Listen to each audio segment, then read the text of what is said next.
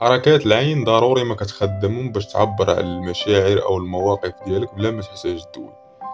غير بحركة بسيطة من عينك كتقدر توصل رسالة واضحة للشخص اللي قدامك باللي راك معصب ولا ما عاجبكش الحال او العكس.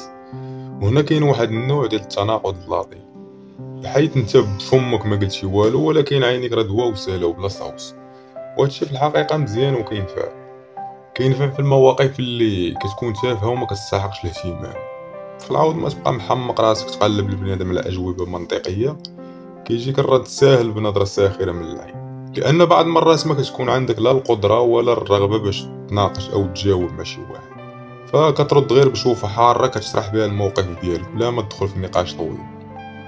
خاصك تعرف أن العين تا هي راه وحدة من أهم وسائل التواصل غير اللفظي، أي حركة منها فيها معنى كبير بزاف، سواء إرادية أو لا إرادية.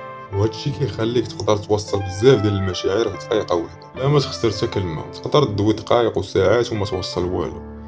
فالنهاية هاد الحركة الصغيرة اللي كتبان لك انت بسيطة راه كتفوقك من بزاف ديال المواقف المعقدة مع بنادم.